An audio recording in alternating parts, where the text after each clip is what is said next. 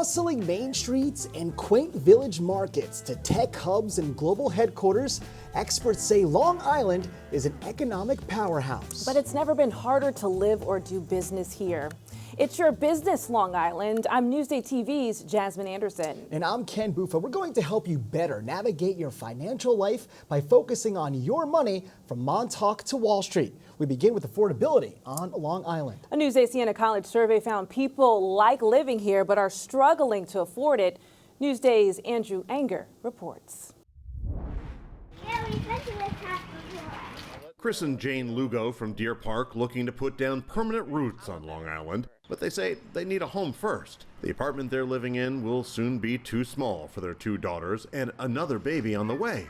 However, it hasn't been an easy search. It is a little harder to find everything that you need for the price that you would like.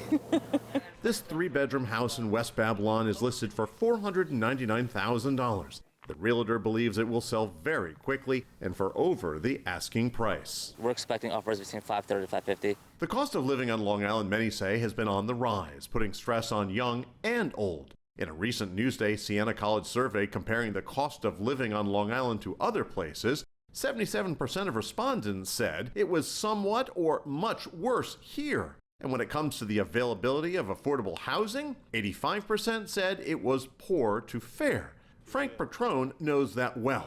This is the 21st house he's toured. He's trying to remain positive. You're not giving up? No, keep looking. Parents' basement is good, but not permanent. I think it's a crisis. Peter Elkowitz runs the Long Island Housing Partnership, an organization that helps people find affordable housing. He says with high taxes and expenses, then add in low available housing stock, finding that affordable home is more difficult than ever. He adds saving for a down payment is also challenging for many first-time homebuyers. And now when you look at the rents that are higher here on Long Island, there's not much room for anyone to save. You going across today? 25-year-old Anthony Perrone just graduated from Farmingdale State College with a degree in sports management. He's living at home with his family while trying to find a job with a local team. He wants to stay on the island to make a life with his girlfriend, but says he's barely getting by. His older brother left for South Carolina last year. I would like to stay, but it's just, it's hard to find a job. It's hard to even afford to live here. And even with all the challenges that are here on Long Island, there are so many people we've spoken to who say, this is home. This is where they want to be. For me, my roots are so deep here. 77-year-old retired teacher Jennifer Bova says even with increased costs, property taxes, and some friends leaving for other parts of the country, she hasn't considered leaving. She says the island has the best schools and natural resources. Plus, her family is still here. I think some people probably think that I'm crazy and that I should go to Kentucky and, pay $2,000 a year in taxes instead of 16 and change, but this is where I want to be. Back at that house for sale in West Babylon, the Lugos couldn't agree more. Our whole family is here, That's where we want to stay. Yeah. In West Babylon, Andrew Ehinger, Newsday TV. Andrew, thank you. The Newsday Siena College survey also looked at quality of life and why many Long Islanders have doubts about how long they can afford to live here. Newsday's Virginia Huey has that angle. With inflation eating your hearts out, vote for Donald Trump. What the hell do you have to lose? During the campaign, President Donald Trump vowed to make housing more affordable, lower grocery prices, and reduce the overall cost of living. But a new Siena poll shows New York voters overwhelmingly say the president is failing to deliver on those promises. Everything's going up. Bill Gardner's view is in line with the majority of those surveyed. Overall, 63% said Trump is failing to make everyday necessities like food, housing, and energy more affordable. Prices going up. They keep going up. There's no matter what you do. And to me, he's worrying about other things than worrying about the economy. Valentin Nieves of Farmingdale agrees. I don't think it's been very good at all. Martin Cantor from the Long Island Center for Socioeconomic Policy thinks it's too early to pin all the blame on Trump. Whereas people are saying prices are still high, they're right. Has the president's economic policies impacted the economy yet? No. We're still feeling the impact of the previous administration's policies. Trump's policies will start filtering in the fall. By a 54% to 33% margin, New Yorkers said Trump isn't succeeding at making Americans feel safer in their everyday lives. The respondents' answers fell along party lines. Though Republicans in New York say Trump is doing fine, Democrats, independents, and minority party candidates say Trump is failing on all issues Siena polled. I think that what we're seeing is that in New York, Trump did not do well in the presidential election, and partly because New York is such a big blue state, and there's still a lot of doubt and skepticism about what direction he's taking the country within New York State. For Newsday TV, I'm Virginia Huey. Joining us now to talk more about these issues is Newsday reporter Brianne Letta. Brianne, what are some of the things Long Islanders like about living here? There's a lot that people like about living on Long Island. Long Islanders overwhelmingly kind of said, this is a great place to live. My quality of life is relatively high. And they ranked things like, the beaches. They like things like the good schools, good hospitals, good jobs, good food, close to New York City. Downtowns, a sense of community. There were a lot of different things that people said they liked about living here. Yeah, so many options, but what is their biggest concern? People are mostly concerned about the rising costs of living and affordability issues, especially when it comes to housing. Around 85% of survey respondents said they're concerned about the low availability of affordable housing in the region. That's something that's really been an issue for a few years now. Post-pandemic, demand for housing on Long Island sort of surged, and supply has kind of struggled to catch up because there's limited zoning. There's zoning restrictions that limit development, and there's also not a ton of land here. We are an island. There is a limit to how much we can expand. Was there anything else that stuck out to you? Yeah, so actually minorities that were less likely to rate their quality of life here as highly as white respondents. And some of the reasons for that were because of racial discrimination and systemic racism on Long Island. If you want an example, just look back to Newsday's series back in 2019, Long Island Divided, about housing segregation that's continued. A lot to weigh in. Brianne, thank you. So as you heard, housing is a big part of the affordability challenge here on Long Island, and home prices are rising fast in some Long Island neighborhoods. Newsday business reporter Jonathan LaMantia takes a look at just where.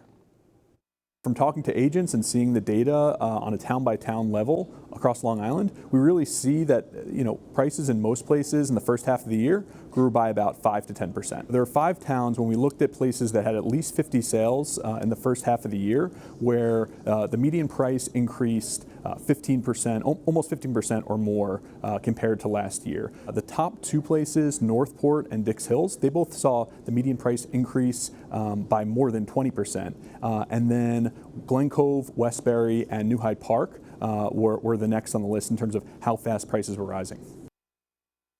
Now, if you take the train to work, listen up because the cost of your commute is going up.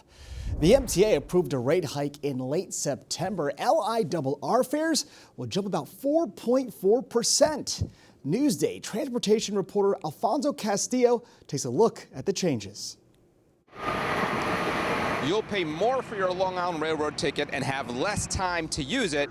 Beginning in January, the MTA board voted to approve the latest fare and toll increase. It's going to raise the cost of Long Island Railroad tickets by about 4.4% and comes with a lot of other changes, one of the most notable of which is reducing the validity periods for one-way tickets from the current 60 days till just 4 a.m. the day after you purchase it. They're doing away with the round-trip ticket being replaced by a day pass to let you go back and forth as many times as you want. The 10-trip ticket also gone, being replaced by a buy 10, get 1 free e-ticket program. Always painful to do fare increases, but I think this one is really structured in a way that responds to what we heard from the riders through the outreach process and preserves affordability, which is something that we're very proud of in the transit system. Some improvements, the family fare now expanding eligibility from 11 years old all the way to 17 years old. Kids that age riding with an adult pay just $1. Disabled and senior fares finally going to be accepted during the morning peak. That's new. Bus and subway riders, the cost of a ride going to $3 from $2.90, a level that people have been kind of looking out for a long time. Finally got there, $3. And bridge and tunnel tolls also going up by about 7.5%. It all happens January 4th. In downtown Brooklyn for Newsday TV, I'm Alfonso Castillo. All right, some big changes are in the works at some local malls, so let's head out to Holbrook for this month's Retail Roundup. Mall nostalgia runs deep on Long Island, the center of teenage life and weekend hangouts for many of us. And now some of the cornerstone shopping meccas are getting major overhauls, including the Sunvet Mall behind me in Holbrook. In fact, it has a new name, new concept, and of course, new business. And here to talk more about it is business reporter who focuses on retail and small business, Tory Parrish. Tory, give us the breakdown and what can we expect to see here? We all know this mall was struggling for several years as it lost big tenants like Toys R Us and the supermarket, and now it's being turned into an open-air shopping center. The developer's trying to bring in a more upscale mix of tenants such as Whole Foods, Crumble Cookies, Sephora.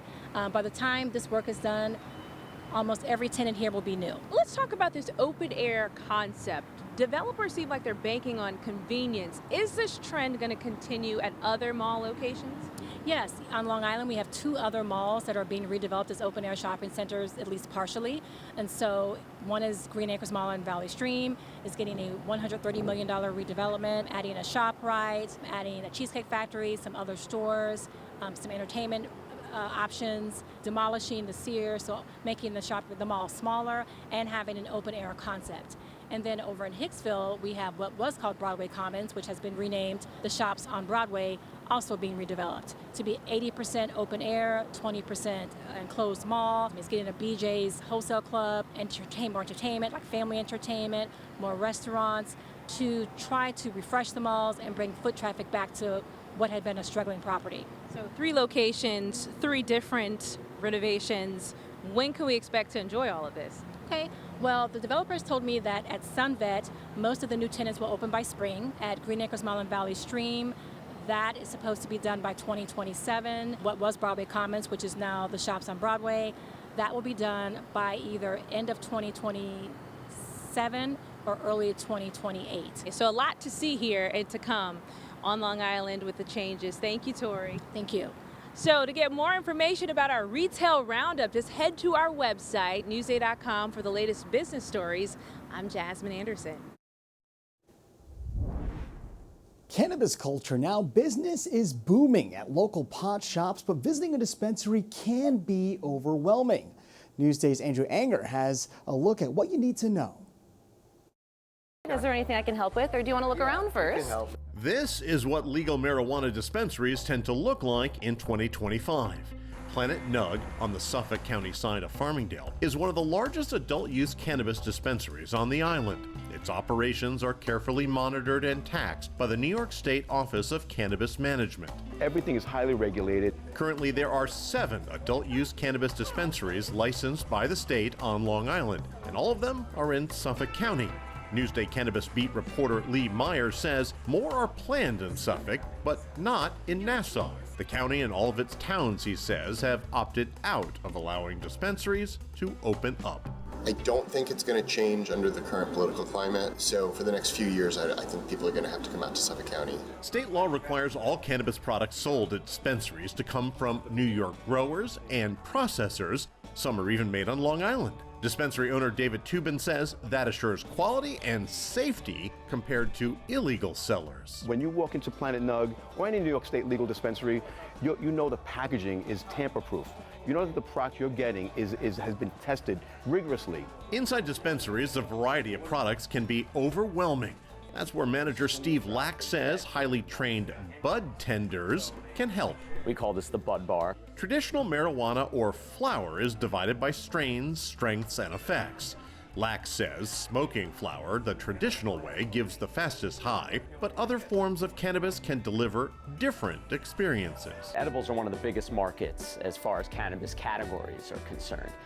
That means the THC, the psychoactive chemical in cannabis, has been removed from the flower and added to foods like gummies, even granulated sugar for more discreet use. You say $15 too if you're ready at the counter for you. There are also cannabis vape products, even THC-infused beverages. It's a super social way to use cannabis. Chuck Ferris from Lindenhurst says he doesn't mind paying a little more in taxes at a state-regulated dispensary over a shady seller so he can get a trusted product and advice. It's almost like you're going into like a CVS speaking to a pharmacist. Of course, cannabis can have its intoxicating effects, similar to that of alcohol. So the experts here recommend always using it in moderation, and of course, never get behind the wheel of a vehicle while under its effects. You don't want to operate any kind of vehicles while on it in any kind of way, and we stress that to everybody. It's something that you should just use in your home or in a place where you're relaxing. In Farmingdale, Andrew Ehinger, Newsday TV. Yeah, safety first. Thank you, Andrew. Huntington is the only Long Island town that bans self-service gas. Newsday's Sherry Einhorn looks at why. Gas station attendant Noor Ahmed says happily he's always pretty busy. How are you? The mobile he works at is in Huntington, the only town on Long Island where customers are banned from pumping their own gas. How can I help you? The ban on self-service took Gracie Romero by surprise. She was already out of her car. So you can't pump your own gas in town of Huntington? Oh, yeah, I didn't know that. Town officials say the self-service ban started decades ago with initial concerns about customers skimming gas and overall safety. I remember waiting in line in the 70s to get gas when there was a shortage, I guess, and they would pump our gas then. Every gas station that I go to, they always come to you and, fill it up for you, which is, it's convenient, But not everyone is a fan of the ban. Because there's been times that I went to the gas pumps and I wanted to do it myself, but... Why do you want to do it yourself? Because then, you feel like you owe somebody something for doing it for you and... Like a tip? Yeah. Others say they simply enjoy the perk. I mean, sometimes when it's cold out, it's just nice not to have to get out of the car. And then other times it's just nice that you don't get your hands dirty. So I guess I just like being spoiled a little bit. Huntington's town supervisor says the ban is brought up every time a new gas station moves into the area and admits things could change somewhere down the road. We'll probably take a look at this and say, all right, if so long as there is a gas station attendant available, then not every gas pump at the gas station needs to be full service. So it becomes optional. Some drivers told us they don't even think about who's filling the tank unless they're paying more because of it. If it's the same price, I don't care. If it's more expensive, then I care. In Comac, I'm Sherry Einhorn for Newsday TV. Looking to get the most out of the island when you're off the clock? Newsday travel reporter Carissa Kelman takes us to a top-notch dog-friendly destination. Greenport may be known for wine, seafood, and sailboats, but did you know it's also a dog's paradise? From beaches, boutiques, and breweries, Greenport's got something for every pup personality. You ready for the weekend, Finn? Let's go. Kick off your trip to this charming East End town at 67 Steps Beach. Yep, it's exactly what it sounds like. 67 steps down to a stunning Long Island Sound view.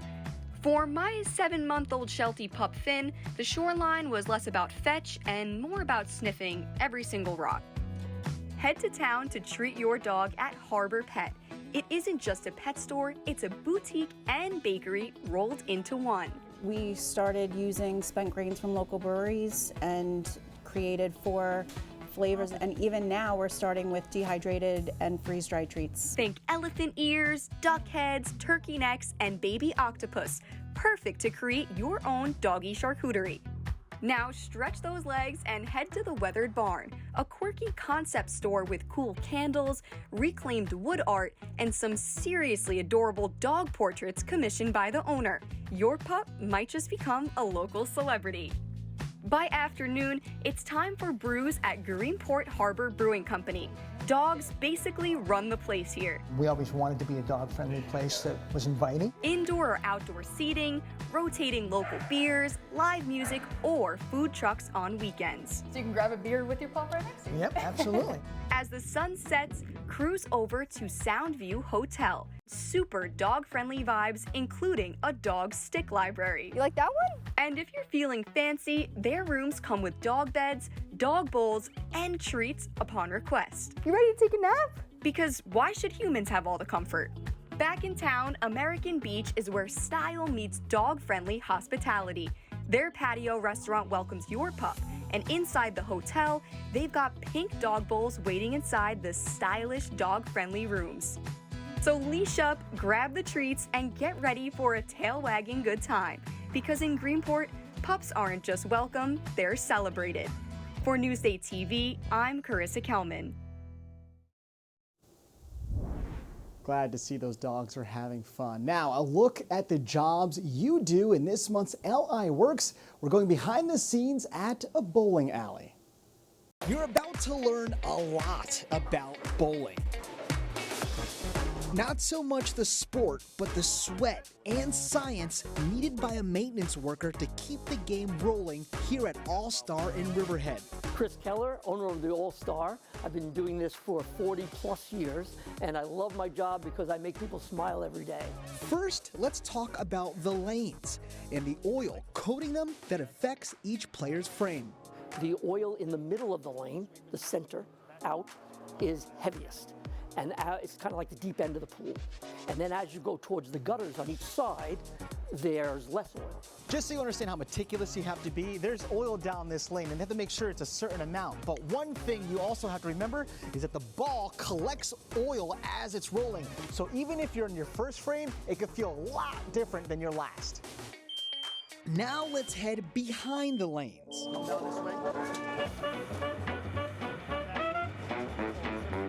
Where several pin machines are not only re-racking pins, but also rotating them. So no one pin takes all the damage from a barreling ball. So there are different ones being the head pin, the one next to the head pin, which gets the most impact. And according to facility manager Tim Gaffney, not only will a worker have to use their eyes to spot a damaged pin, but they'd also have to be able to use their ears. You see this pin, and if I drop it, you hear that? It's kind of like a dud. Yeah. Right. So now if I take this pin, which is brand new, and I went... So you could hear it. Lastly, let's not forget when things go wrong. That's what this entire wall of spare parts is used for. Because if a lane goes, the maintenance man has to quickly go to work. You know, you do have to be very mechanical, I think, because there's many moving parts in the pin spotter. So I think you have to have the background of being mechanically inclined. Keller says anyone looking to become a bowling maintenance man has to be more than just good at the game. But if they can stick it out, the game, the science, and the environment all make it worth it. The key thing is, I think all of us here are happy to do what we do because we bring a lot of smiles to people's faces. Wow, the process is so seamless, so that way we can have all these fun times with family. A lot of fun bowling and a lot of science behind it too. All right, now let's take a look at one Long Islander who made it his mission to help local families in need.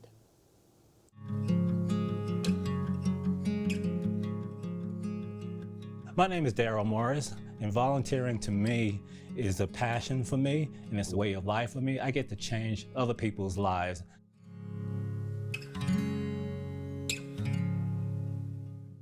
I currently volunteer at Long Island Cares, and what we do is we give out food for those in need.